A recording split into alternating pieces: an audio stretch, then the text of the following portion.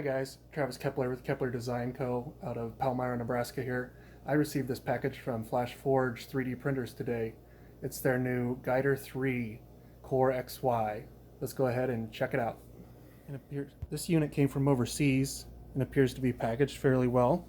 I don't see too much damage. It looks like the bottom corner got a little bit wet there. So let's go ahead and get it opened up and see what we've got.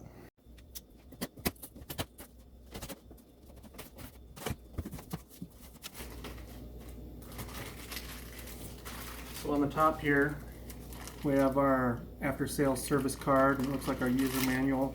On the top is also the power cord.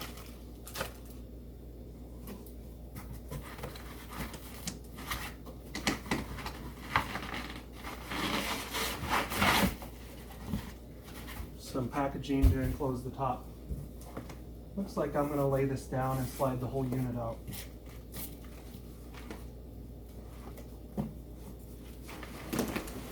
Get it turned so the back is down here.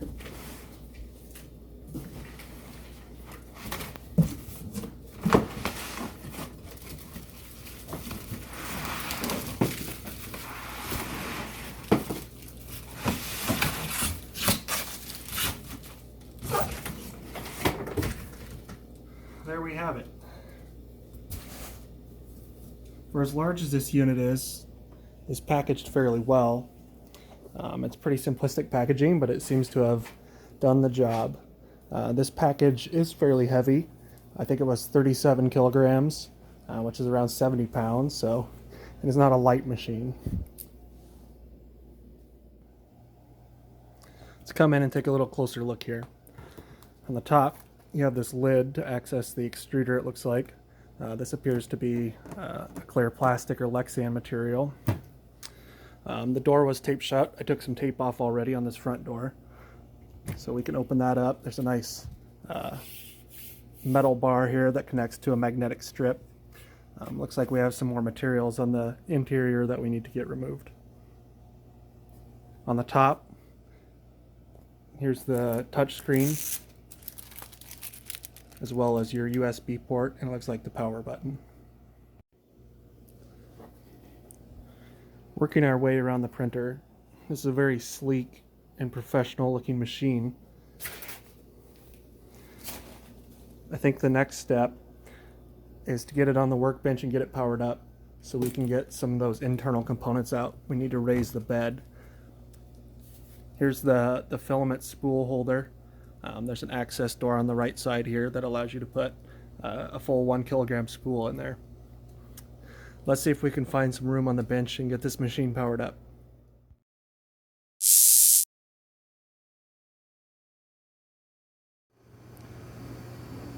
So we've got the unit on the workbench now. She's in my home office here beside her older sister, my Flashforge Guider 2S. At my main office, I also have a Bamboo Labs X1 Carbon with AMS, as well as a new Ender 3 S1 Pro with their sonic pad running clipper. So that's what we're going to be comparing this machine to. Let's go ahead and get it turned on.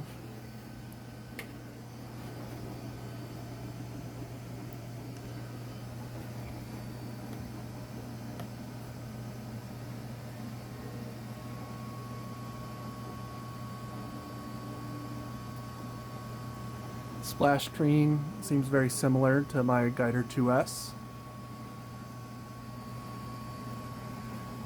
There we go. Looks like we got it booted up. The interior light came on. Got some nice LEDs up there. Let's see, which one of these is going to be manual? Move. Here we go. Got the bed going up now so we can get this other chunk of foam out of here.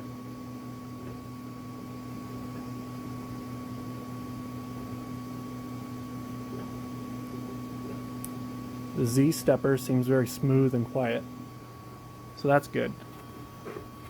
Quality stepper motors and drivers. I'm not sure what's in here, but it's kind of heavy.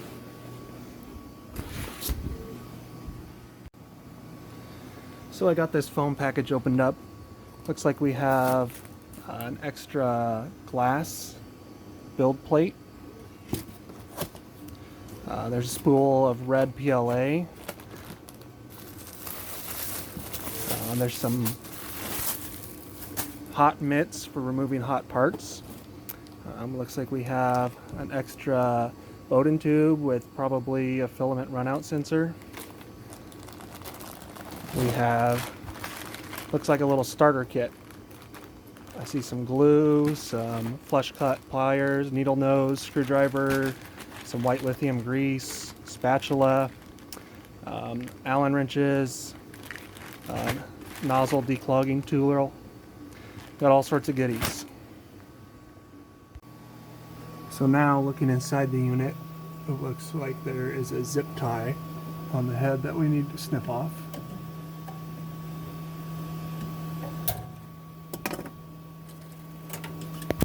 Got that removed. Coming stock on the machine, it looks like there is a flexible build plate here. In that package, it looks like it could be swapped for that glass build surface. I usually prefer flexible, so we'll start with this and see where it goes. It looks like we need to insert the filament feeder tube into the top of the nozzle. So let's get that done and get this machine calibrated and connected to the internet. Alright, so I just set up the network connection here. I will note that this does support 5 gigahertz, not just 2.4. Looks like it pulled an IP address there already. And it looks like there is an update. So we'll go ahead and run that. So we'll check back here in a minute. Alright, our upgrade's complete.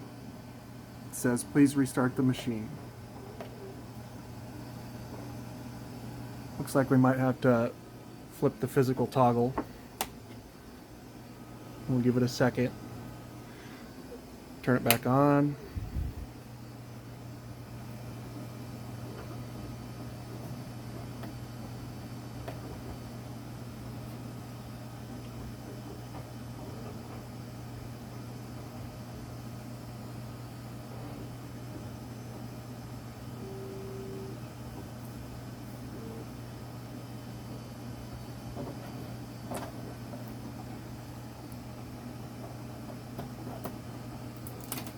Got protective stickers all over this thing. Alright, it says the firmware update failed. Click OK to repair. That's interesting.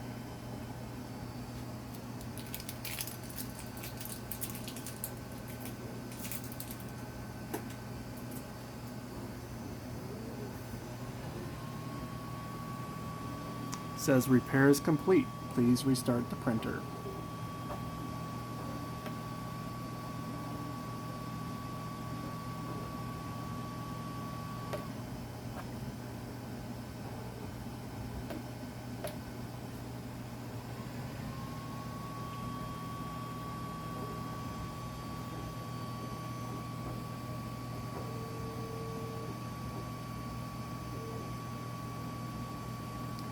Alright, looks like we were successful that time.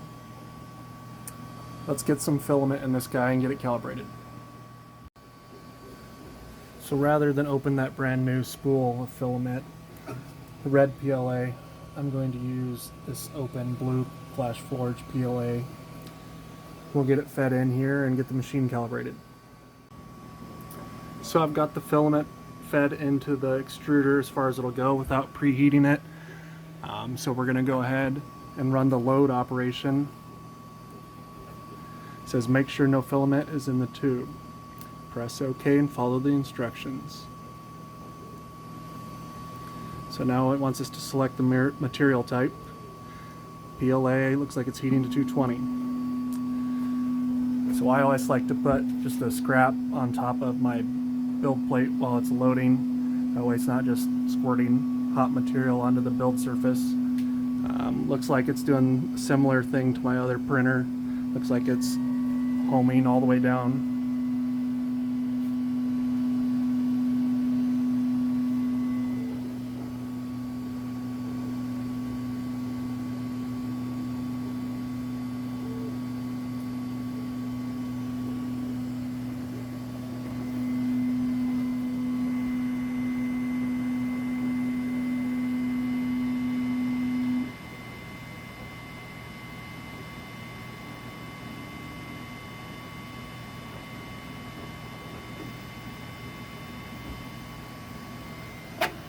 tool head is moving. Looks like it's homing itself.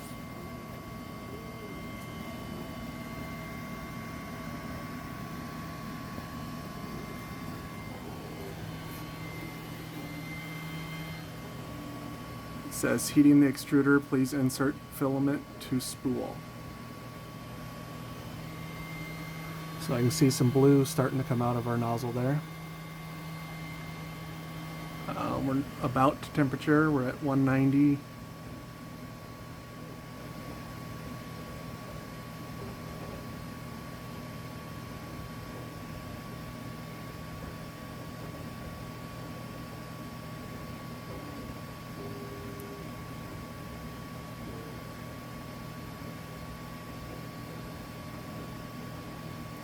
Heat complete. Now it says purging. And we got a blue string of filament coming out. So let's see if this stops on its own.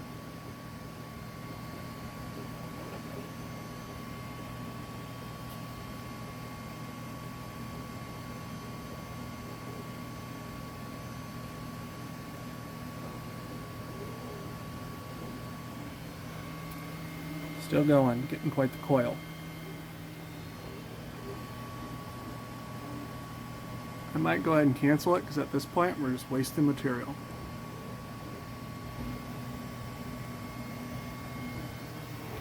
Alright, let's insert the USB and see if there's any pre-sliced files. So I've got the USB device plugged in here. I did check what's on the local disk. There's a few files, but I also checked what's on this USB, and there's the standard user guide, and then a copy of Flash print, which I already have, but then the test files on here are the same ones that are already on the hard drive. One thing I did notice is that this machine already has 10 hours on it, so it looks like they've done some testing on it. I guess if I can go back to where I was, maybe it was under about, yeah. So the machine has 10 hours on it already. So they must have done a few prints, but on that machine, I haven't even checked where I'm at. I think I'm approaching 2,500, 3,000 hours. So we'll put her to the test.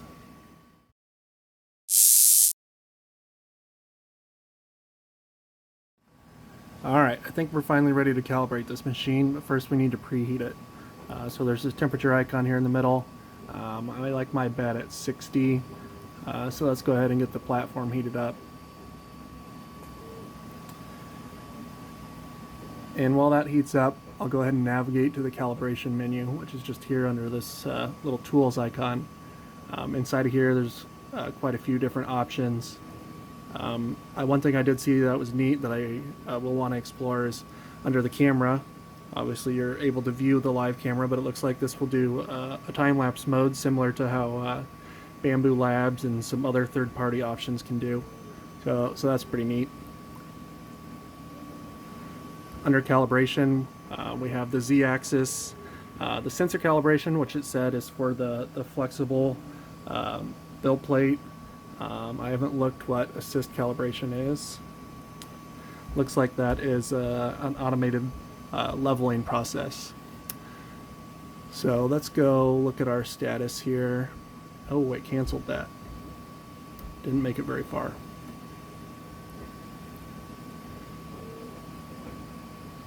So it looks like it automatically heats up when you run the Z-axis calibration. So I'll go ahead and complete that and get back with you. Alright, we're ready to set the Z offset.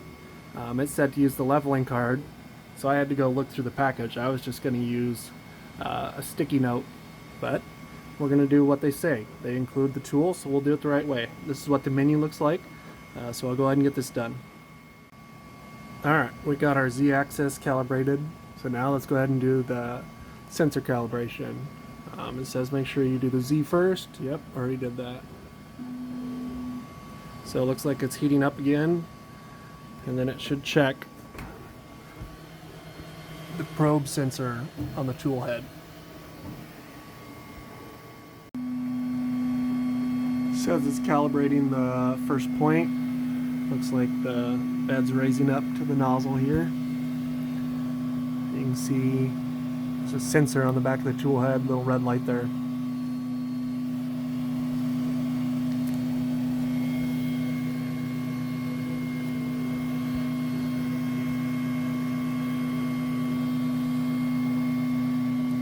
Sorry, all the LED lights kind of blow out my white balance.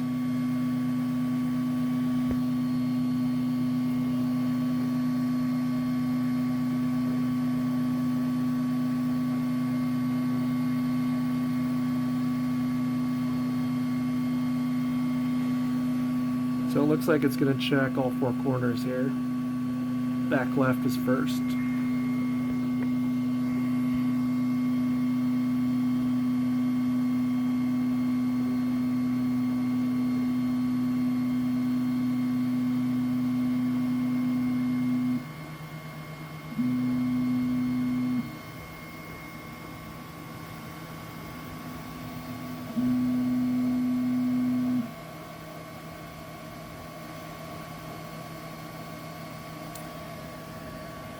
Now it looks like we got an error message. If the sensor is not triggered, please continue the operation. Check whether the sensor is damaged or not installed. Please turn the knob to the right. Okay. So we do still have two manual knobs here, similar to my guider 2. To the right, I'm going to assume that is clockwise.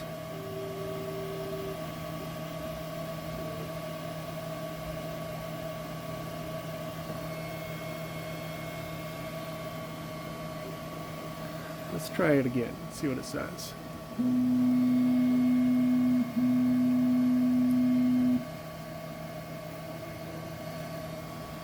Alright, it says I need to turn it a little bit more.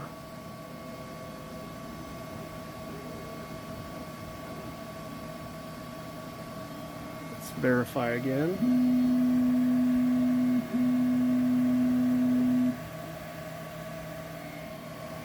Very close. Looks like we need to go just a little bit more. We'll go ahead and verify that.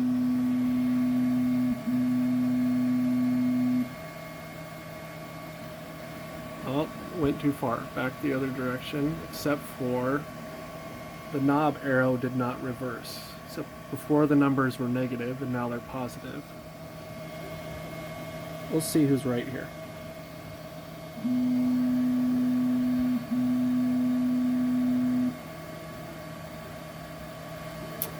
I went too far. Now it's negative again.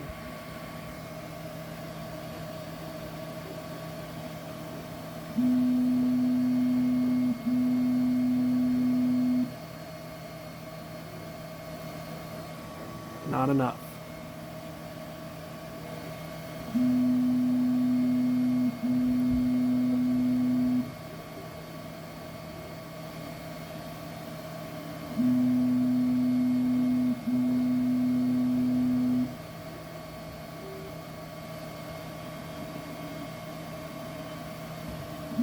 Alright, I'll let you guys watch this one, but I'm not going to make you watch the other two, because this is taking a little while. It seems to be fairly sensitive. I don't know how accurate that is, but we will see. Very close. We're at negative 0.01 now.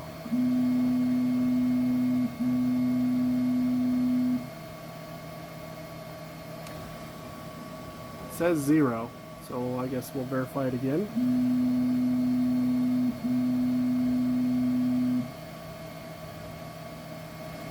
Up a little bit more.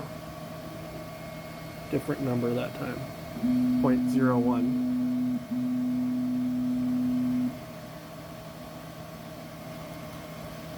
It gave us 0 again.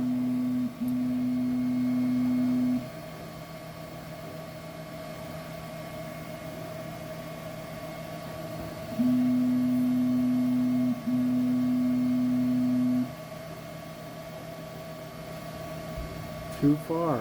Let's go back a hair. I'll figure this out and come back to you guys. Alright, I think I figured it out.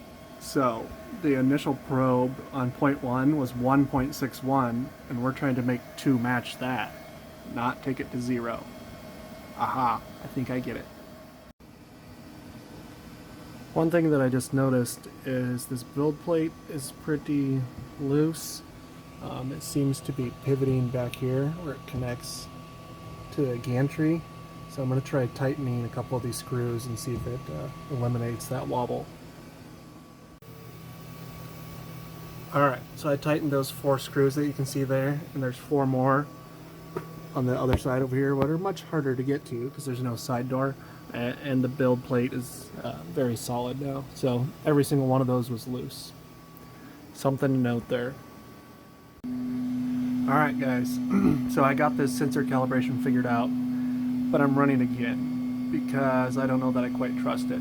So the issue I was running into is when it went to move to this second point, I couldn't compensate far enough because the bed was binding because these other 2 screws were holding it. So I had to screw this one down as well as both of these to give it the flexibility to actually move as much as it needed to.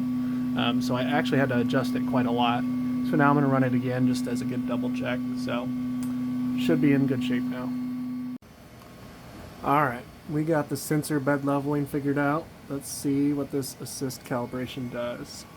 Looks like we have full mode and simplified. I like full. So looks like it's preheating the bed, which we weren't too far off.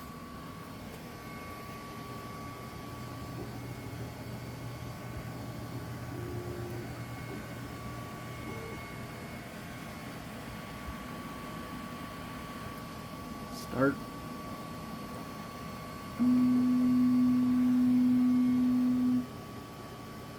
And it was moving. Still says initializing.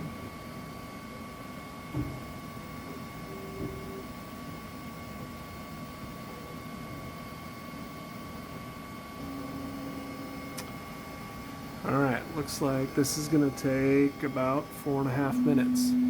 So, I'll let you guys stick around for a moment while this moves, but I'm not going to make you watch all of it. Looks like it's going to do 25 points, so probably a 5x5 grid. And it looks like, it's kind of hard to see on screen, but there's kind of going to be a map over here of all the points.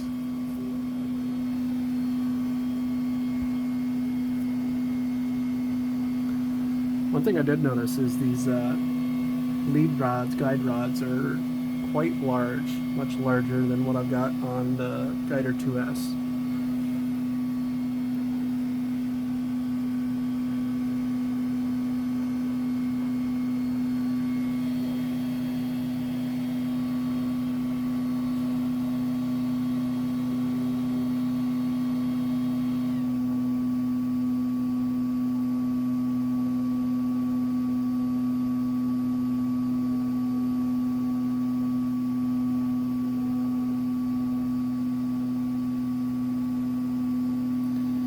So over a minute in now, just to move the bed.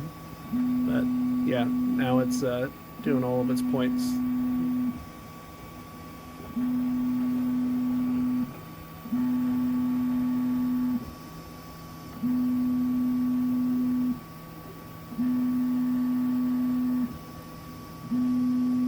So there's the first 5. You can see them on screen here. I won't make you watch all of these.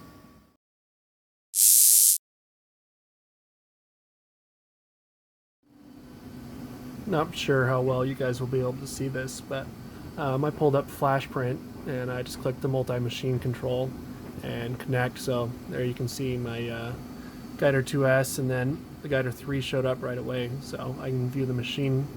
I can see the files that are on the memory here. I pulled up the camera so I can still see it doing that mesh bed leveling. I can turn the light on and off. Looks like I can take a snapshot. I can turn the camera back off. So connected pretty quick and nice and easy. Alright, I also got the machine connected in Flash Cloud. So we can do a few different things here.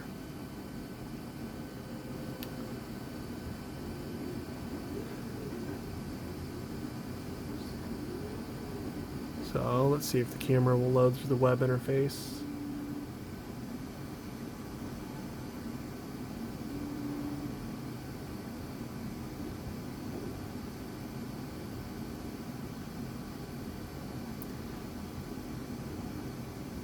It's trying, but I'm not sure it's going to.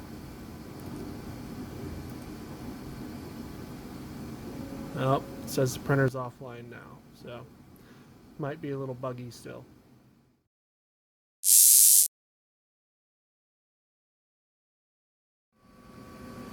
So let's go ahead and print one of these test files. I figured out why there's two. One of these is a faster speed, so this one says speed. So let's go ahead and print this gnome. Let's check out these buttons. Oh, you can copy the file. Looks like. Oh, it added it to the queue. So it looks like you can stack multiple files and then print them in succession. Cool. Here we go.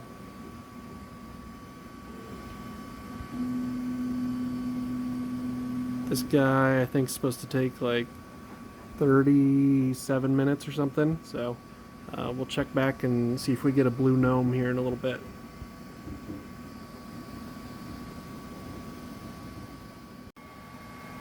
So I was having an issue. It said it did not detect any filament. I checked the filament runout sensor. Everything seems to be plugged in. It's really hard to see, but there is a cable up underneath there. It fed fine previously, so let's go ahead and try to start it again. Alright, 38 minutes. I might bump this guy up depending on how fast it's going. We'll see what this first layer looks like. I'm not sure what the issue was with the filament sensor. I just had to unload it and then reloaded it, and it worked fine. So that first layer looks pretty good so far.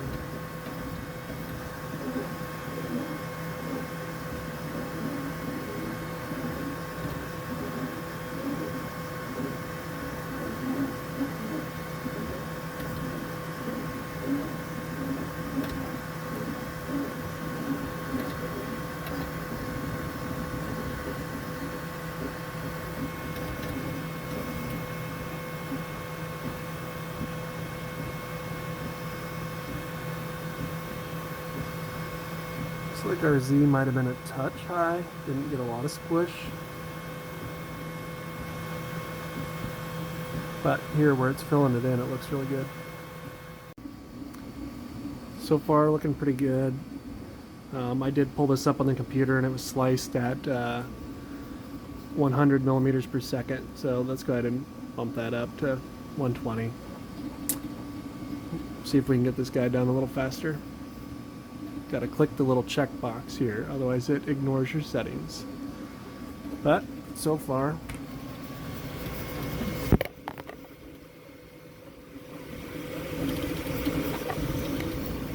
looking pretty good. Turns out maybe that was not a good idea. Looks like we got a little nozzle clog. Guess we'll figure out how to troubleshoot this guy. Well, that wasn't a very major clog. But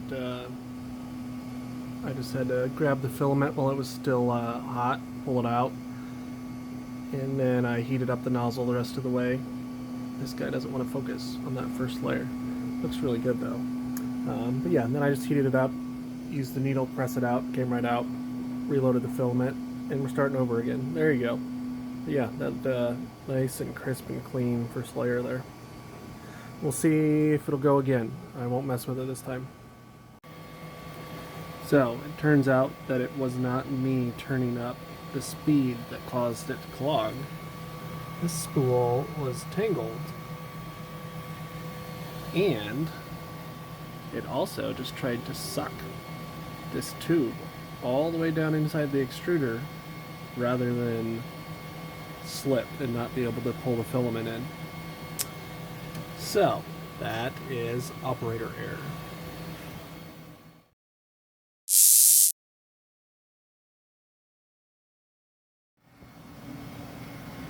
After the little fiasco with the messed up spool, I need this guy to get to work.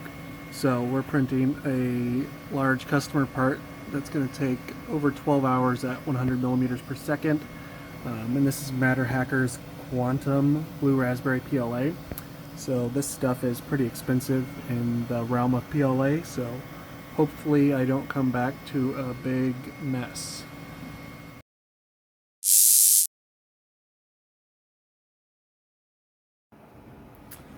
So we had ourselves a little failure here. Can't say I'm overly happy about this. The nozzle clogged about 13 hours into a 24-hour print. So let me go ahead and show you what the nozzle assembly looks like. This is really easy to get out. You don't have to disconnect the heater or the thermistor or anything. You just loosen one set screw on the tool head, and then you can pull the whole nozzle assembly out. But you can see, I don't know if there was some heat creep or exactly what happened, but definitely was printing in the air when I came down and checked it. Alright, I've got this torn apart a little bit more now. There was a set screw right here in this heat sink that you could take out, and then that allows you to remove the whole heater assembly and the thermal brake. So you can see here that it appears it was just a nozzle clog. So we'll see if we can get the nozzle taken out. Further disassembled the nozzle here. I don't think it was an actual clogged nozzle. I think it might have been a heat creep issue because this little piece of filament is pretty solid in the heat break here. But you can see it pulled out on the tip pretty clean there. So I guess we'll get it reset and try again.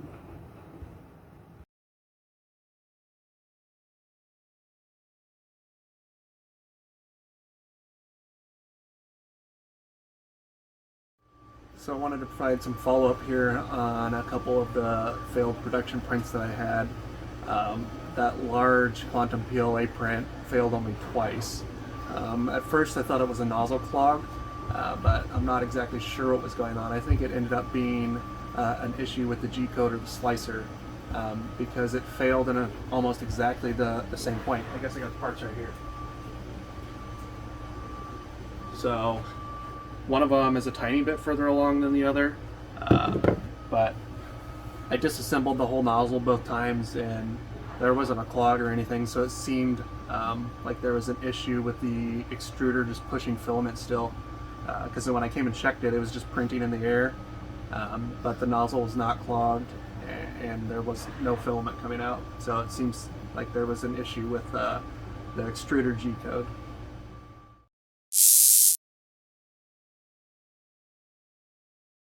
In Flashprint, there was not a stock TPU profile, but I really wanted to try it. So I kind of used the PLA profile and modified it slightly. I did have a few issues with the nozzle not wanting to receive the TPU. It would kind of just shoot out the side of the extruder, and I'll roll in some pictures after the fact. I also didn't get the greatest quality, and I had to take some drastic measures to get it to print all right. I had to run it very hot, so it was really liquid, and I slowed it down, but that's pretty normal for printing TPU and flexible materials. But I did have to run it at about 240, 250 to get it to reliably print, and usually around 230. But I still didn't get the greatest quality of print, so hopefully Flashforge is able to develop a profile that will work well for this printer. And I studied the extruder and the whole hot end pretty carefully. There's not a lot of space between the extruder and where it goes into the heat break, so I'm not sure why it is spitting out the side unless it just can't heat it fast enough, so it needs to go really slow. But I'll roll in some pictures of the quality of prints I got here. And I did get some good successful ones that met my standards to send out to customers, so I'll show a few of those as well.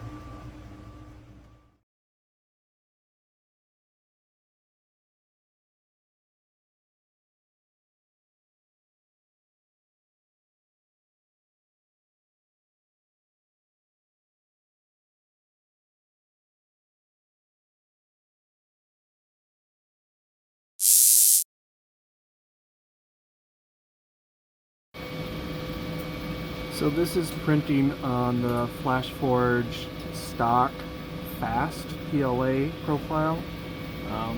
It says it's at 250 millimeters per second. So I'm assuming if you're watching this video, you've heard of the Bamboo Labs X1 Carbon. This is printing from a range of 250 to 350 millimeters per second, but the acceleration is much higher and faster. So the acceleration seems to make the big difference on this.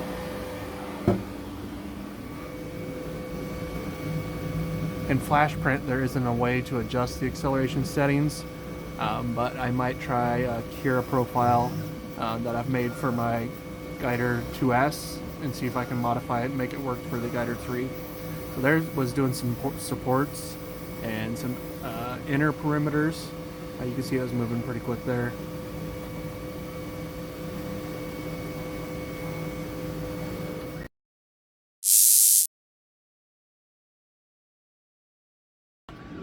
Overall, I am impressed with the Flashforge Guider 3. It's what I expected, having experience with the Guider 2S and it being a workhorse and able to run 24/7, just constantly kick out prints. It's just the next step up. So it's improving and it's functioning very well. So it's been a great printer so far. I'll continue to test it, run production prints on it. I put all sorts of materials, a couple things that are coming that I haven't gotten to yet, as I would like to do a full speed test. So hopefully I can get a profile in Kira modified where I can adjust the acceleration settings, and we'll see if we can get it to do a pretty fast benchy. My Bamboo Labs, I think it does 17 or 18 minutes on its fastest speed. I don't think we're going to reach that, but this is a very solid, well-built machine, so I think we can get pretty fast. I'll continue to print TPU. I haven't tried any nylon or carbon fiber materials. I'll get to that at some point, so look for that coming. But overall, Flashforge has done a very good job of creating a great printer here. So I appreciate their support, and I'll look forward to providing more content.